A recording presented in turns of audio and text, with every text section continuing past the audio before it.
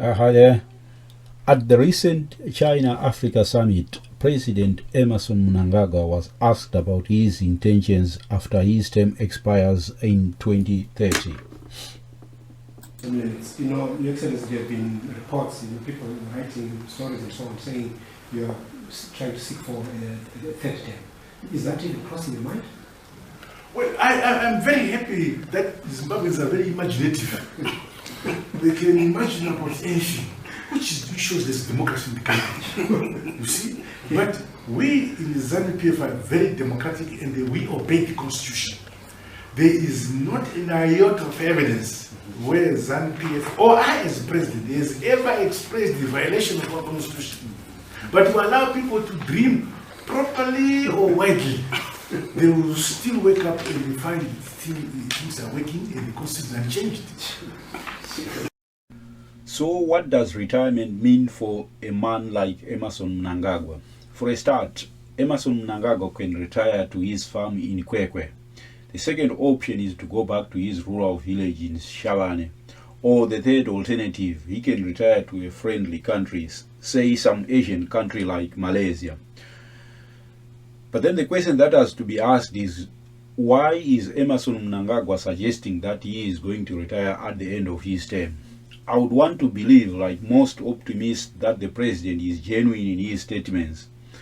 There are several obstacles to a third term. The first one is constitutional. The procedure to amend presidential term limits is complicated. 2 referendums are needed. The first one is a referendum to increase presidential term limits, and a second referendum to which the electorate has to vote specifically for the sitting president to benefit from the extension of his term. Then there is the issue of opposition from within ZANU-PF itself. Emerson Mnangagwa is not everyone's choice to lead Zimbabwe. There has never been an elective conference where ZANU-PF members have voted and chosen who should lead the ZANU-PF. Emerson Mnangagwa was imposed on both ZANU-PF and Zimbabwe as a country. He was imposed through the coup of 2017. Elections both in 2018 and 2023 have been disputed. Talking of democracy under such circumstances is a sham. Emerson Mnangagwa will tell you that he believes in constitutionalism. Which constitution is he talking about? Not the 2013 one. The constitution itself has been cast aside to suit the ambitions of ZANU-PF elites. It has been amended several times now, and there has been no opposition, no demonstrations. The amendments have sailed through both houses of parliament. To Zimbabweans, ZANU-PF will dismember the constitution. Both the opposition and the public will pretend nothing has happened. Take for instance the judiciary. It is now packed with ZANU-PF praise singers. Luke Malava, the current head of the Constitutional Court, is a political appointee.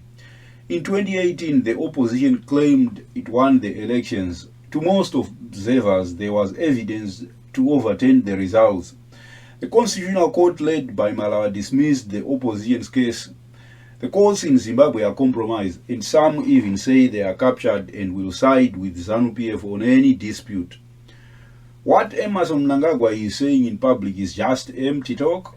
Come 2030 and you will be surprised that ZANU-PF would have laid all the groundwork for another dictatorship. The mistake people make when talking of issues relating to Zimbabwe is to assume that Zimbabwe is a normal country. No, that is far from it. Zimbabwe is a failed state. Take for instance those symbols of an independent or sovereign country. Zimbabwe has no state airline. It has no currency of its own. The railway network has disappeared. The education and health sectors have since long collapsed. When people talk of Somalia, the DRC, Central African Republic, as failed state, this is the group of countries to which Zimbabwe belongs. And then what you have to get in mind is that Emerson Mnangagwa is laying the groundwork for another dictatorship, an even more vicious one. He has appointed his allies in key or strategic positions. To anyone who has any doubt, listen to this. That's the Minister of State for Presidential Affairs, Love Mo Matuke, talking about amending the constitution and gifting Emerson Mnangagwa with a third term. From the office of the president,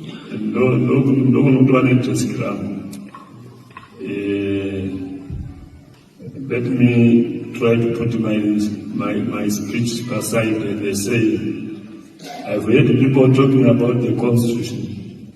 But constitution, not Zakat, that's your feeling. But remember, we've got some few amendments which we have done on the same constitution.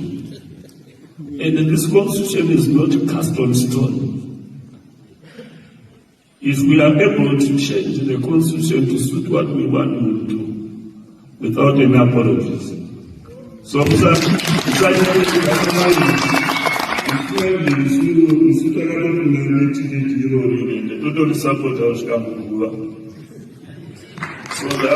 So there you have it. In black and white, ZANU-PF spelling out their plans for a third term for the sitting head of state. Yes, that is the official position. In public, Emerson Mnangagwa says he is not going for a third term. But then in private, he has got a cabinet minister in charge of making sure that everything is in place by 2030. The amendments to the constitution need a 2/3 vote in both the National Assembly and the Senate. ZANU-PF has the votes to pass through such amendments. Even if that were not the case, ZANU-PF can now count on a weak opposition. The Coalition for Citizen Change, the CCC, has been taken over by Zvishavane. The CCC is now effectively a faction within ZANU-PF. Zvishavane takes orders from his handlers in the Secret Service, and on any matter, the CCC will side with ZANU-PF. However, it's not just a simple question of amending the constitution and going for a third term. Emerson Mnangagwa is preparing for a dynasty. He is preparing for one of his sons to take over from him. How does he do that? He has appointed his own son, David Mnangagwa, as Deputy Minister of Finance. The other son is Sean Mnangagwa, a major in the Zimbabwe National Army. You can accuse Robert Mugabe of running a vicious dictatorship for over 40 years, but he kept his children out of politics. With Robert Mugabe, it was his wife, Grace Mugabe. But with Emerson Mnangagwa, on the other hand, he is grooming his sons. All the cheap rhetoric about Zimbabwe as a shining democracy and the sitting president abiding by constitutionalism is meant to allay fears from potential investors and deter opposition groups and civic society from organizing counter-campaigns. Appointing members of one's family and relatives to key positions in government is symbolic of the rot that has already set in. What about the current Vice President, Constantino Chiwenga, taking over in 2030? That is now a remote possibility. First, Emerson Mnangagwa is preparing another amendment to the Constitution. This time he is doing away with the two Vice Presidents, and he is planning to bring in the requirement that the Vice President should be a leader of ZANU-PF's Women's League. That is a female Vice President. Chiwenga is going to be given the leadership of ZANU-PF's Elders Council, currently headed by Sydney Sekeramai. Chiwenga is not going to disappear without a fight. He is a former general and his power base is the military. However, the top hierarchy of the military is depleted. Most of the generals who led the coup in 2017 have passed away. Unofficial figures from various commentators have estimated that between 2020 and 2024, Zimbabwe lost 24 generals. The current head of the military, General Valerio Siwanda, is a cousin to the president. That complicates the power dynamics, and in the event of a dispute, he is likely to side with Emerson Mnangagwa. Thank you for following this piece, and if you think there is something I've missed out in terms of this analysis, please drop in the comments below, and don't forget to subscribe, and please give me some likes. Thank you. Bye.